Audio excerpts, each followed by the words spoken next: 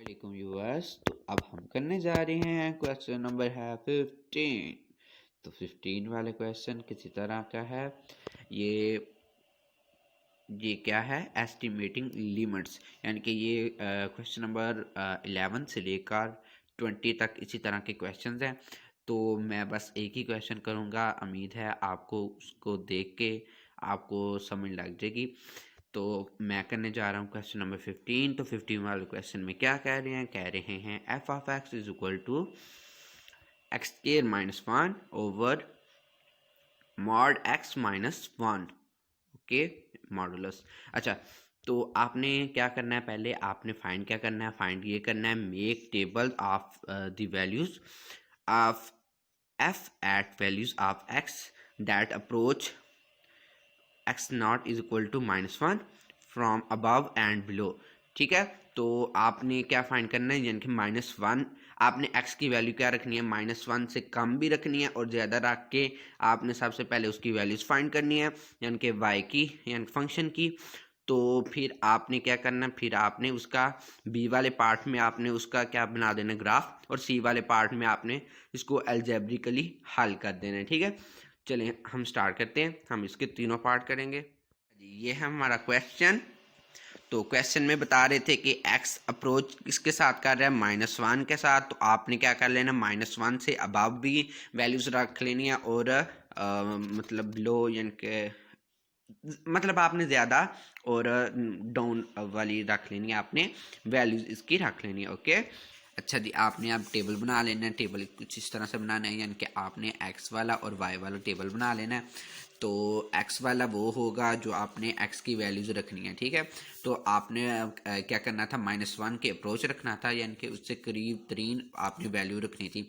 एक पहले मतलब उससे थोड़ी सी कम और फिर थोड़ी सी ज़्यादा। तो सबसे पहले हम थोड़ी सी कम कम रखे जाते हैं। ठीक है, इधर हम रखेंगे माइनस, मतलब 0.9 रखेंगे। तो फिर इधर रखेंगे -0. ठीक है, इसी तरह -0.99 हो जाएगा।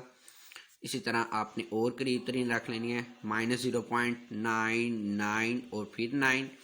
फिर आपने इसी तरह -0.9 9 9 और 9 और फिर 9, यानी कि 5 9 रख लेने हैं आपने। इसी तरह आपने अब इसके अबाव मतलब अबाव रखने हैं, यानी कि इससे ज़्यादा, थोड़ी सी ज़्यादा। ठीक है, तो आपने ज़्यादा क्या रखने, इधर से स्टार्ट करना है। अच्छा, -1.01 रखेंगे, -1.001, -1.000, फिर 1 और फिर -1.00001। ये आपने रखना है। अब आपने फाइंड y की वैल्यूज फाइंड करनी है, यानी कि वो फंक्शन से फाइंड करनी है, यानी कि आपने कुछ इस तरह से करना है कि इस वाले फार्मूले में आपने पुटिंग करके ये वैल्यूज फाइंड करनी है। ठीक है, फिर इसका आपने ग्राफ ड्रा करना है। ये ए वाला पार्ट में आपने बस टेबल ड्रा करना था, टेबल की सारी वैल्यूज आपने लिखनी है, ये सब कुछ लिखना है आपने ए वाले पार्ट में। तो अब आपने क्या करना है, इस फंक्शन में आपने पहले आपने पुट कर लेना है यहाँ से, यानी कि जब आप रखेंगे एफ ऑफ -9 0.9 रखेंगे, यानी कि आपने इधर सारी वैल्यूज रख लेनी है। ठीक है, तो इस तरह आपने फाइंड कर लेना है, यानी कि 0.9 का स्केयर -1 ओवर क्या रखेंगे 0.9 -0.9, ये माइनस भी रखना है। ठीक है, तो -1 रख लेंगे। तो इस तरह आपने कर लेना है। अब आपने कैलकुलेटर से इसको सॉल्व कर लेना है। ठीक है, तो मैं तो सॉल्व करके इधर डायरेक्ट वैल्यूज पुट करने लगा हूँ, क्योंकि आपको मैंने समझाना था कि ये मतलब किस तरह आता है। तो ये आपको समझ लग ही गई होगी अब किस तरह आना। तो इसका अब कैलकुलेटर से चेक करके मैं जवाब लिख देता हूँ। अच्छा जी, इसका आ गया आंसर 1.9 आंसर आ गया। ठीक है, तो इस तरह आपने बाकी भी इसी तरह वैल्यूज देख लेनी है। ठीक है, तो मैं डायरेक्ट अब इधर वैल्यूज पुट करने लगा हूँ। अच्छा जी, ये इसकी वैल्यूज आ गई हैं। तो अब ए वाला पार्ट आपका कंप्लीट हो चुका है, यानी कि ए वाला पार्ट आपका कंप्लीट हो चुका है। अब आपने बी वाले पार्ट में क्या करना था, एक ग्राफ ड्रा करना था। चले हम इसके मतलब इस टेबल के अकॉर्डिंग हम इसका ग्राफ ड्रा करेंगे।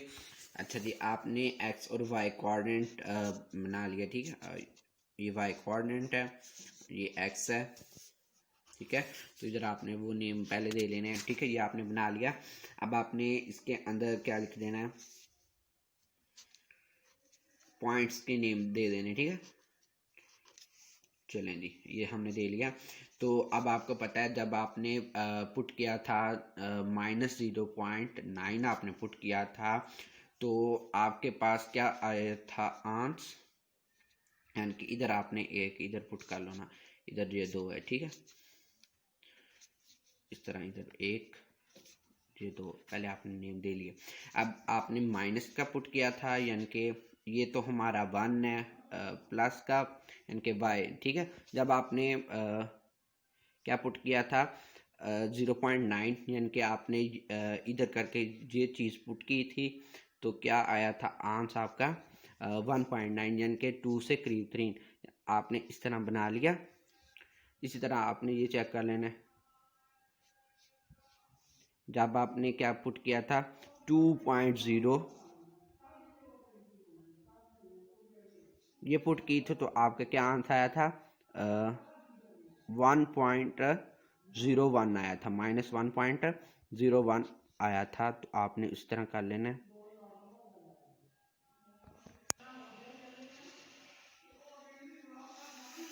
इस तरह मतलब ये ऊपर जाता जाएगा, ठीक है। ये आपका ग्राफ ड्रा हो गया, ठीक है।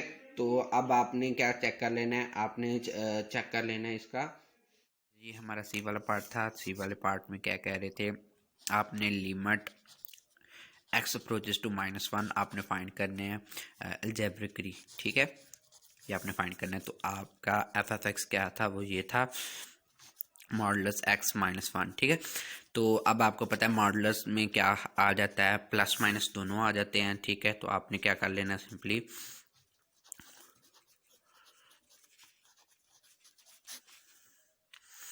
इधर आपने प्लस माइनस माइनस आपने इधर कॉमन ले लेना है, इधर आपको रह गया प्लस ओनली, ठीक है। तो माइनस कॉमन लिया, तो माइनस कॉमन लेंगे इससे, तो ये आ जाएगा प्लस का 1, ठीक है। तो अच्छा जी, आपको पता है इसके फार्मूले का क्या होता है, x² -1, ये किस फार्मूले के अकॉर्डिंग है, ये इस फार्मूले के अकॉर्डिंग है। a² - b² वो किसके इक्वल होता था, एक बार प्लस के और एक बार माइनस के, ठीक है। a + b और a - b के इक्वल होता था। तो इस तरह आपने इसको भी इस तरह लिख लेना है। तो आपने इसको लिख लिया x+1 और x -1 लिख लिया, और x+1 के साथ कैंसिल हो जाएगा। तो इधर आपके पास बच गया -x -1। तो ये जब अंदर मल्टीप्लाई होगा तो आपका क्या आंसर आएगा, ये आएगा -x +1। अच्छा जी, अब आपने लिमिट अप्लाई करनी है अगले वाले में, ठीक है। आपने कहना है अप्लाइंग